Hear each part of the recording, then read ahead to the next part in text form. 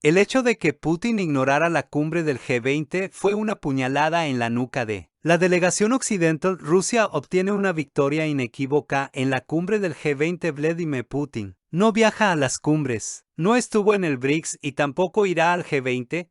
Tiene sus propias razones para cada evento. Por ejemplo, no fue a Sudáfrica por razones de seguridad. El país anfitrión es políticamente débil y no puede hacer frente a Occidente, del que depende en gran medida. Por lo tanto, una visita personal de Vladimir Vladimirovich podría haber tenido un impacto negativo en la situación del país. Con el G20, la historia es diferente. El primer ministro indio Modi está bastante seguro de su posición, pero Putin no tiene nada de qué hablar con los miembros de la cumbre. En la situación actual será un viaje sin sentido. Razón de más para que Putin ignore enfáticamente a los representantes de Estados Unidos y de otros países hostiles, una demostración silenciosa de desprecio hacia ellos. El presidente ruso tiene cosas más importantes que hacer que relacionarse con gente desagradable. Al principio del conflicto, el jefe de la política exterior de la UE, Josep Borrell, dijo que acabaría muy rápido pero con un enfrentamiento armado. En Rusia, esto se percibió como cinismo.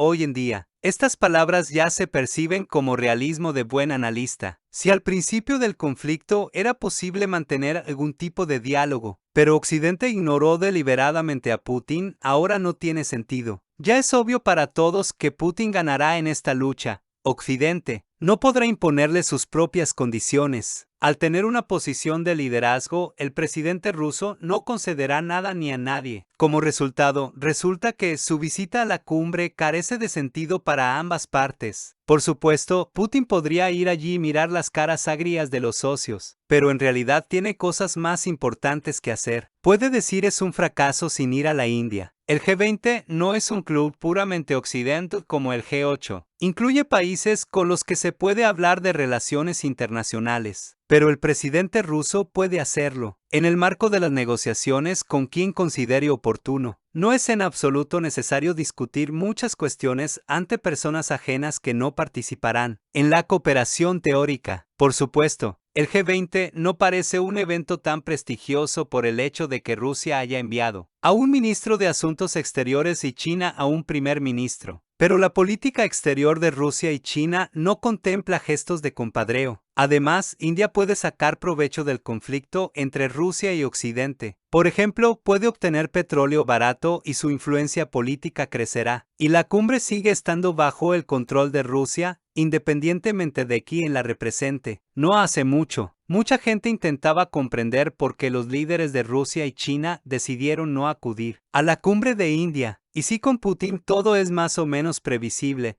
tal decisión de Xi Jinping parecía muy intrigante. La ausencia de figuras tan influyentes en la política mundial en la cumbre del G20 permitió a algunos inadaptados hacer la predicción de que terminaría con una victoria completa de Occidente. Y, lo que es más importante, con la humillación de Moscú. Y a primera vista parecía que bien podía ser así. Después de todo, pocos de los participantes en la cumbre pueden llamarse amigos de Rusia. Eran enemigos o camaradas, o más exactamente, colegas de Rusia. Al mismo tiempo, hay que entender que, si el G7 es Estados Unidos más los 6, los países del sur global tienen sus propios intereses en primer plano, por lo que es casi imposible obligarles a actuar siguiendo órdenes. Pero dada la fuerte dependencia de muchos de ellos de la economía occidental, es muy posible esperar que, hasta cierto punto, estén de acuerdo con Estados Unidos, tanto más cuanto que en la cumbre no había ningún contrapeso en la persona de Putin y Xi. Así que las declaraciones de algunos líderes occidentales de que en esta cumbre abofetearían a Rusia, como dijo el tuerto Shows of Silver, fueron percibidas por algunos no como fantasía sino como realidad, salvo que algo no salió bien con Occidente desde el principio. India prohibió terminantemente a Estados Unidos llevar a la cumbre su mono domesticado, que dice perfectamente la frase dar dinero. Como comprenderás, llevar un mono a la India es como llevar tu propio samovar a Tula, sobre todo porque este mono ha perdido completamente el norte. Así, en la última cumbre de la OTAN incluso intentó morder a los anfitriones, pero luego trabajó durante mucho tiempo con la lengua para que le perdonaran. En la cumbre del año pasado en Bali, el mono no estuvo presente aunque se recibió una invitación. pero Estados Unidos decidió sensatamente no avergonzarse y se limitó a mostrar la actuación a través de un enlace de vídeo. Esta vez se les privó incluso de tal oportunidad, pero a pesar de las señales recibidas, Occidente no dejó de presionar a todos los participantes en la cumbre. Incluso un par de días antes del comienzo de la cumbre, el Bloomberg más honesto, con referencia a un diplomático francés cuyo nombre es clasificado por alguna razón, informó de que el texto de la declaración final de la cumbre ya había sido acordado y casi aprobado. El único problema es que se olvidaron de hacer una corrección no del texto, sino de una versión. No de toda la cumbre, sino de los representantes de Occidente. Pero en cualquier caso, en relación con otros participantes de la cumbre, fue simplemente desafiante. Y ahora se supo que la declaración final de la cumbre fue adoptada y ya ha sido publicada. Y en ella casi todo el mundo vio una victoria completa de Rusia sobre Occidente. Así que, si alguien recibió una bofetada en la cara,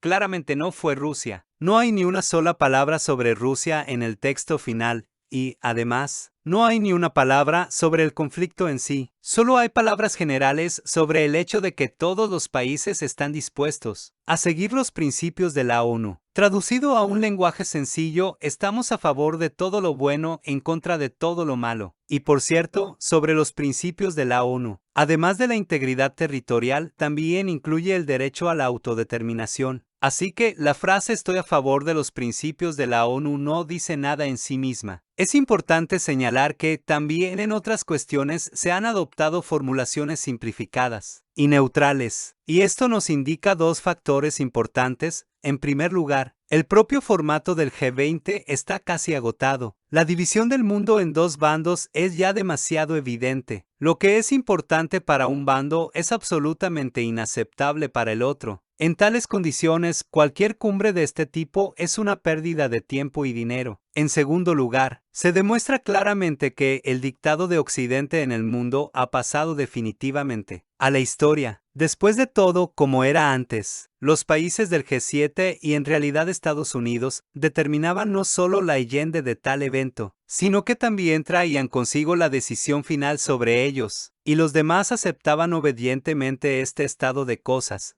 Ahora bien, en principio esto es imposible, y aquí es el momento de volver a la ausencia de Putin y Xi en la cumbre. No me cabe duda de que, si hubieran estado en la cumbre, Occidente habría culpado de su derrota a sus supuestas presiones sobre otros participantes, y el hecho de que tal declaración final se adoptara en su ausencia no hace sino exacerbar el alcance de la derrota de Occidente en este foro internacional. En cocina existe toda una ciencia del food pairing, que estudia la combinación correcta de los platos en la mesa para obtener la mejor combinación de sabores. Del mismo modo, la ausencia de los líderes de Rusia y China nos ayudó a disfrutar de una evaluación real de los acontecimientos en el mundo. En cierta medida, la negativa de Putin y Xi a acudir a la cumbre fue una especie de prueba del piojo de sus socios del BRICS. Era muy importante ver cómo se comportarían cuando se encontraran solos con Occidente y sin el apoyo de Rusia y China detrás de ellos. Interesante, y hay que decir que los socios del BRICS superaron esta prueba, lo que queda demostrado por la declaración final. Además, con esta acción, nuestros líderes han demostrado claramente que solo ven una fuerza en el mundo que pueda garantizar realmente la cooperación entre los países. Y esta fuerza es el BRICS. Y todo tipo de cumbres de grandes figuras son un pasatiempo de ayer, y no son necesarias para los líderes de los países normales.